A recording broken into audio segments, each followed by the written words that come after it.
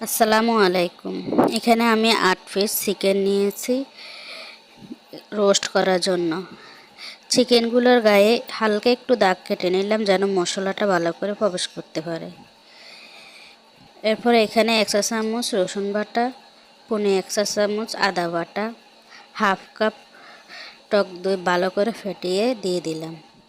১ চা চামচ লবণ, ১ চা চামচ মরিচের গুঁড়া দিয়ে এগুলো ভালো করে মাখিয়ে নিচ্ছে যেন মাংস সবগুলো গায়ে মশলাটা ঢুকে। যখন মাখানো হয়ে যাবে আগে থেকে ১ কাপ পেঁয়াজ বেরেস্তা করে নিয়েছিলাম। নেওয়া সে একই তেলের ভিতরে চিকেনগুলো দিয়ে দিচ্ছি। দিয়ে যখন ১ পিঠ হালকা একটু বাদামি কালার হয়ে আসবে তখন মাংসগুলো উল্টিয়ে নিচ্ছি। নিয়ে অন্য পাটও যখন ভাজা হবে ঠিক উঠিয়ে নিব সবগুলো মাংস। একে একে সবগুলোই এভাবে ভেজে নিব। ভেজে নেওয়া হয়ে গেলে মাংস ভাজার তেলের মধ্যে দিয়ে দিচ্ছি ১ কাপ পেঁয়াজ। পেঁয়াজের মধ্যে দিয়ে দিচ্ছি কিছু গোটা গরম মশলা। গরম মশলাগুলো আর পেঁয়াজ যখন হালকা একটু নরমটে আর একটু বাদামি কালার হয়ে আসবে ঠিক সেই সময় দিয়ে দিচ্ছি হাফ কাপ পেঁয়াজ বাটা। পেঁয়াজ বাটাটা একটু কষিয়ে নিয়ে দিয়ে দিচ্ছি এখানে ২.৫ চা চামচ রসুন বাটা দিয়ে এগুলোও একটু কষিয়ে নিচ্ছে যেন একটু গন্ধটা চলে যায় আর কি। এরপরে দিয়ে দিচ্ছি ১ চা চামচ আদা বাটা। ১ চা চামচ আদা বাটা দিয়েও এগুলো ভালো করে কষিয়ে নিচ্ছে। কষানো হয়ে গেলে এখানে হাফ চা চামচ মরিচের গুঁড়া, ১.৫ চা চামচ লবণ দিয়ে এগুলো ভালো করে কষিয়ে নিচ্ছি।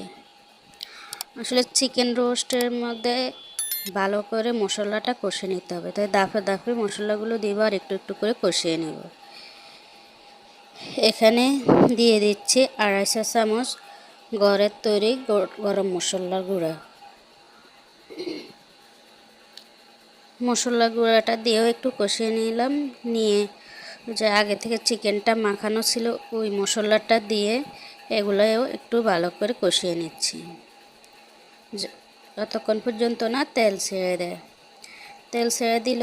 এবার হাফ কাপের মতো পানি দিয়ে এগুলো ভালো করে কষিয়ে তেল ছাড়ার পরে সবগুলো চিকেন দিয়ে দিচ্ছি।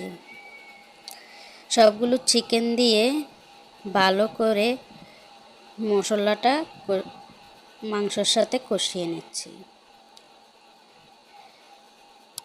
একটু ধৈর্য সহকারে মশলাটা লাড়াচাড়া করতে হবে আর কষাইতে হবে যেন সবগুলো মাংসের গায়ে মশলাটা ঢুকে। আর লাড়াচাড়া করার পরে এবার দিয়ে দিচ্ছি ১ কাপ পানি আর ১ কাপ দুধ। এই পানি আর দুধটার মিশ্রণের ভিতরে মাংসটা সিদ্ধ হয়ে যাবে। তো একটু লাড়াচাড়া করার পরে দিয়ে দিলাম আগে থেকে বেটে রাখা কাঠবাদাম, কাজু বাদাম আর কিশমিশ দিয়ে এগুলো সব একটু বেটে দিয়ে দিলাম। দিয়ে ঢাকনা দিয়ে কষিয়ে নিলাম প্রায় ১০ থেকে ১৫ মিনিটের মতো।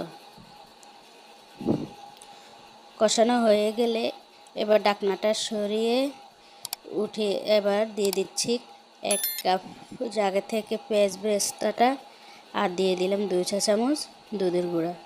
এখানে আমি ১ চা চামচ ঘিও ইউজ করছিলাম কিন্তু ওটা আসলে স্কিপ হয়ে গেছে, দেখানো হয় নাই। এবার ঢাকনা দিয়ে ডেকে প্রায় ৩০ মিনিটের মতো আরও রান্না করার পরে এবার ঢাকনাটা উঠিয়ে ৪-৫টার মতো কাঁচামরিচ দিয়ে একটু লাড়াচাড়া করে ঢাকনা দিয়ে আবারও ৫ মিনিট রান্না করার পর চিকেন রোস্ট তৈরি।